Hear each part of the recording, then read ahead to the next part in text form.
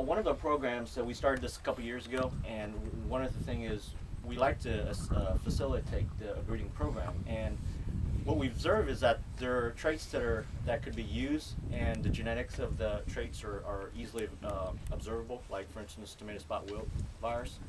But there's some other complex diseases that we don't really fully understand how it happens, and we don't really know the amount of the length of time that we would be able to deliver those resistance and the level that we need for those resistance. So what we like to do is add another program which will help do that, and it's a biotech program.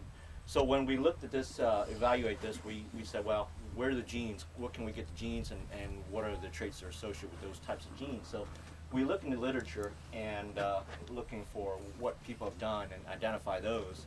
But then we need to develop a couple things. One is that peanut regeneration system, which is the procedure to produce a plant from little seedlings is difficult. So we want to accelerate that. So we spent the early part of that doing regeneration process, and we've obtained that, and it's within 6 months we can get regenerated plants back.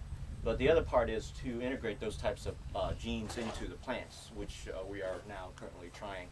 And I wanted to show you the procedures of those. But again, the biotechnology is divided into three different segments. One is gene identification.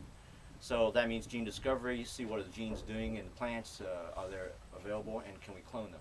And we do that at some level.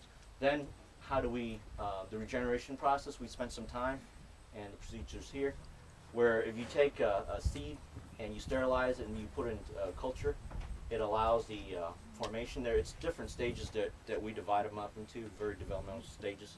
One is called shoot initiation, which is rapid, but then you need to extend those seeds, those seedlings, to bigger shoots, which we can then root and put them in the greenhouse. So we've achieved that. Now we've identified some genes, and the first question we say, well, what are the traits that we want to do? We suggested doing leaf spots, and so when we looked at the literature, we identified gene sources from other plants. We identified like enzymes like glucanase, chitinase, PR proteins, pathogenic related proteins, that we can go ahead and do that. So we cloned them, and we are in the process of putting them into the plants. This whole process again takes about 6 months, and you can see the different stages: shoot stage and rooting stage, and then we tested some in the greenhouse. It looks pretty good. We compared to normal plants, and there's no differences. So things are really looking good. So the advantage of using biotechnology approaches, we can take genes across different species. For instance, you've heard of herbicide resistance. Of course, that's moved genes from the bacteria into the plants to allow that to happen. Herbicide resistance, potentially drought resistance as well. So we have to have the ability to do that. And of course, using conventional means to combine those two and produce a better plants over time. So, are there any questions?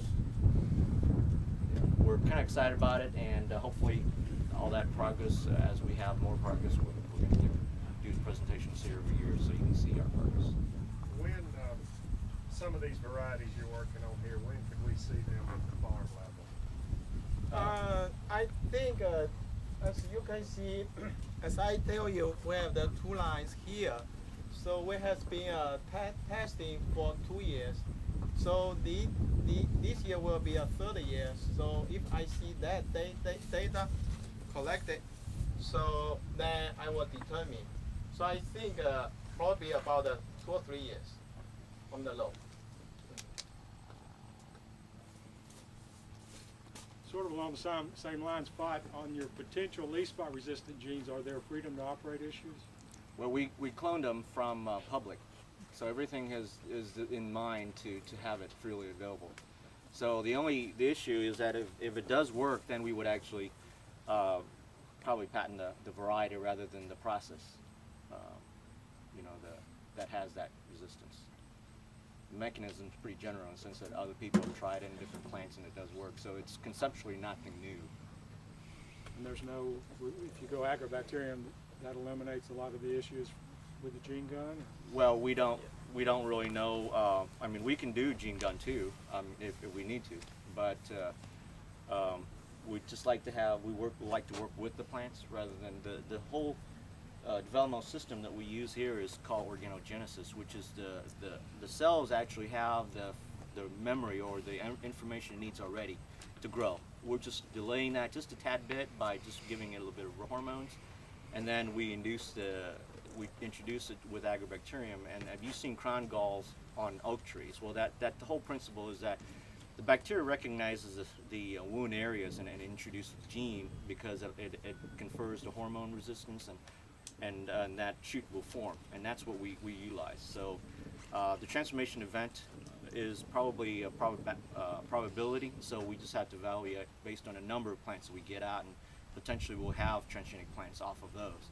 But once we verify the transgenic plants, then we can take it through the process and test it for whatever traits we are. But we are kind of novel in this area.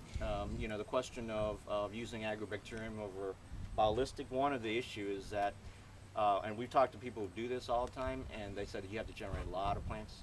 That's one issue. The other is that it does take some time, so it just takes as long as just to generate it, just 6 months just to regenerate the plants from the embryos itself. So same amount of time, and that potentially if there are ways to reduce the stress on the plant, so if you can accelerate the process really quickly, then maybe the secondary effects of the tissue culture does not affect the plant phenotype. So that's what we want to avoid. It's not necessarily saying that one is absolutely better than the other, just whatever products will give us.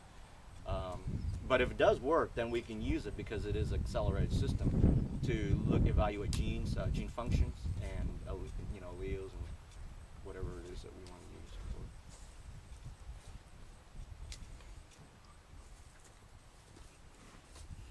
Y'all have any other questions? So if you don't have questions, so where can you come out and go to the field to look at the demo plot, the peanut here?